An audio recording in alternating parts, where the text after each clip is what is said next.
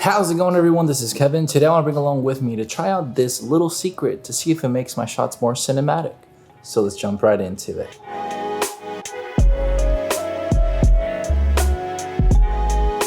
As content creators, I feel like we're always chasing to make our work more like the movies because, well, there's a reason why that most people, go to the movies, watch films, and everything is pleasing to the eye, just very attractive and artistic. And today I wanted to test out a theory that I've kind of been looking at, where I saw a video on social media a while back that said, what is the most important thing when it comes down to the shots?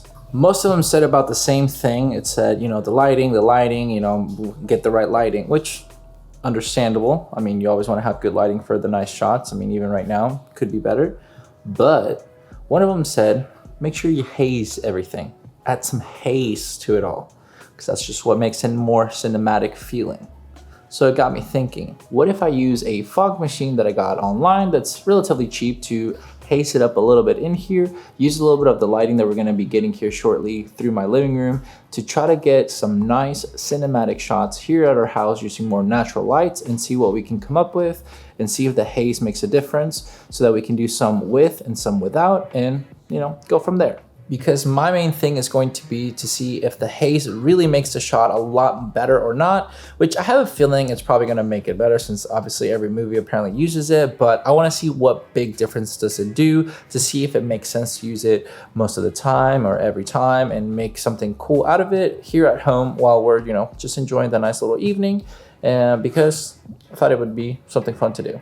So the main thing is that we're going to try to use the fog into that way, just to try to get some light trails from the window light that's coming through and see if we can get anything nice. But obviously first we're gonna do it without, and then we're gonna do it with it, and then see what we can come up with and kind of show a little bit of the differences between them. So I'm gonna show you the fog machine real quick. It's nothing special, it's just something I found online for relatively cheap. That way you kind of know what I'm using. So this is the fog machine right here. It is a JDR fog machine. So yeah, I got it for, I think it was like 50 bucks. And then I also got this Fogworks. It is a liquid fog for professional special effects used in water-based foggers. Long-lasting, high output, non-toxic, water-based. So we'll see how that goes, because I want to not use too much, so I want to not overdo it. So I've never used it before, so you guys are going to be here with me to see how it plays out.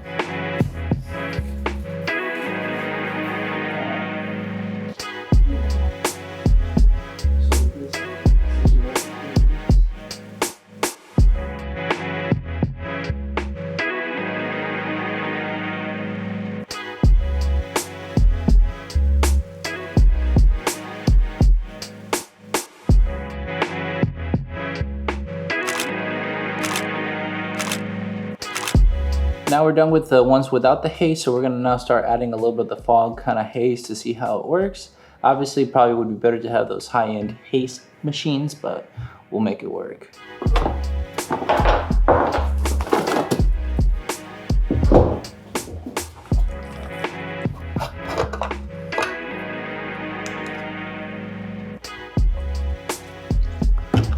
I'm gonna fill it up because I don't want to have too much of it.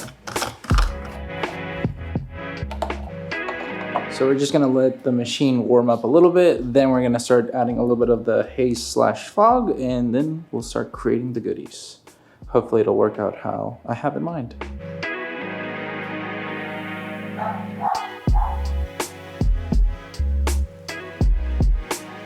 It's so cool with the light right there, just coming through. We're gonna add a little bit more just for some more portraits kind of style from here, but looking good, guys.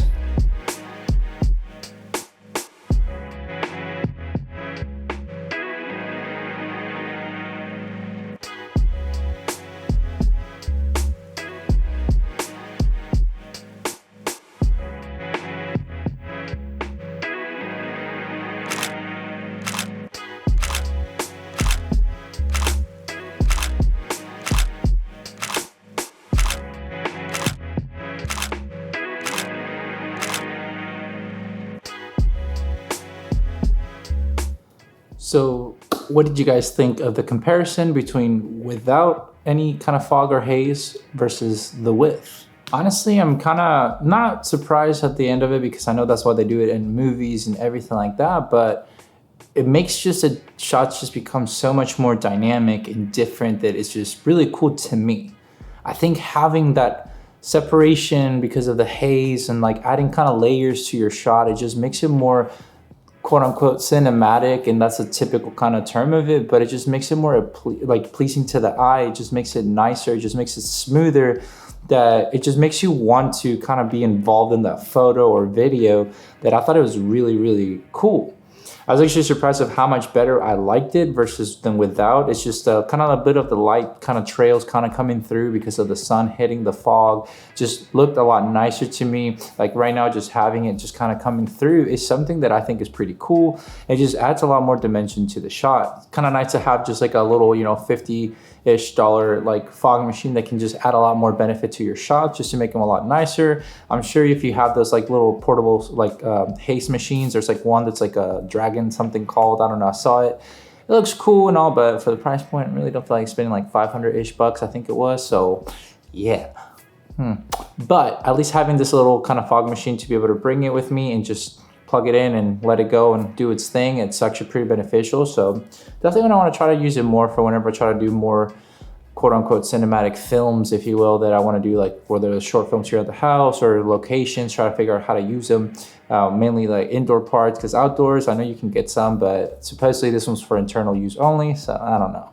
But yeah, I thought it was a really good comparison to me with having the both of them like that, and I think it just makes the shot a lot nicer. So having those atmosphere cans, aerosol, like I used in the previous video for doing like the portraits for like a North Borders challenge, really made my shot become better. So because whenever I didn't have it with that little haze kind of in a can, it wasn't as dimensional, if that makes sense. It just looked overly just like not dystopian kind of feel, but not even trying to be dystopian, if that makes sense. It didn't add any, I don't know, character to the photo. So I think with this, it just makes it a lot smoother. So for me, I think it'll be great to keep using this and having, you know, layers when it comes down to your photos, kind of going from like, you know, light to dark to light and dark.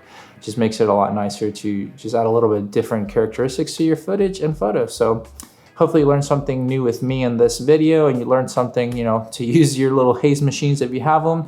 If not, get one that you can use, that don't overspend money on them, because you probably won't use it for every single shot, but for when you have a little bit more thought process into it, it probably would be a good idea.